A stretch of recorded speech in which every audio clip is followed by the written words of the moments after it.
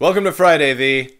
I am exhausted. Vee, I want to talk about your opinion on cinema. Now, no offense, I just think it's silly to think that movies aren't still going to be around in 100 years. Yes, YouTube and online video is on the rise, that's very true, but YouTube and online video have done nothing to stem the tide of mega blockbusters taking over much of the cinematic economy. Nor have they done anything to still the tremendous burgeoning film markets in places like India and China. In fact, according to FilmMojo.com, there has been an explosion of internationally produced feature films in the last few years. And you can say that the practice of going to a movie theater and sitting down to enjoy a film is dying out, but at the same time, they did just make The Hobbit for $500 million and then made $1 billion off of the first one and the second one each. And Marvel produces another $500 million film every year.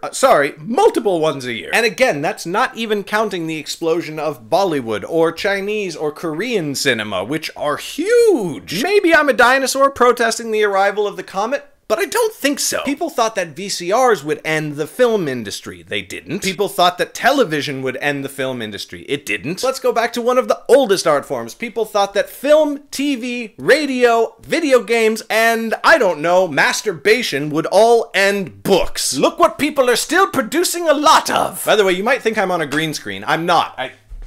This is not a set, like, the thing. People like to say that books are dying off. They're really not. Actually, paperback sales across the world have been on a tremendous upswing. They have been stagnant in the United States, but we cannot only look at the United States. That's the problem with the United States, is that we do that here. Whether we're watching future movies on the next version of Blu-ray, we won't be. Blu-ray will probably be the last physical media we'll ever experience. Or whether we're watching them on, yes, Oculus Rift devices, like you said, I don't think we need to worry about the healthy future of the 90-minute to 3-hour cinematic feature film. There will always be people who will crave that exact experience of sitting in a room with a bunch of other people, maybe not as big a theater as we're used to now, but with other people and watching a movie together. And as long as that craving exists, people will keep providing things to fulfill it. As for what I think we'll see in the future, I do think that interactive entertainment does have a future.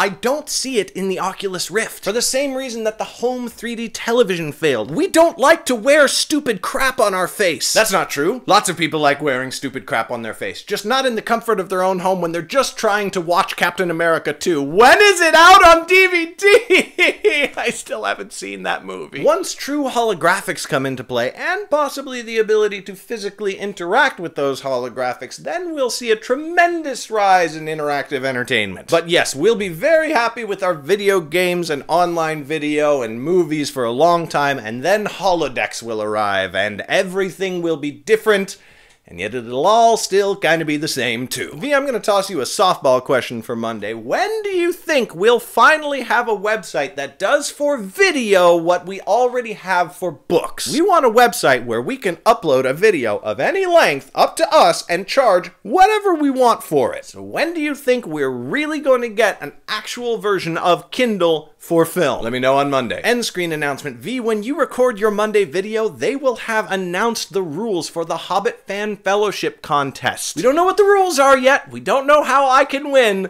but I really need to win. If you don't remember why, click this little thumbnail to see the 10-part video series in which I traveled to New Zealand to get a job on those films. I'm not saying I'm the #1 Hobbit fan in the world. I'm just saying I'm in the top 75.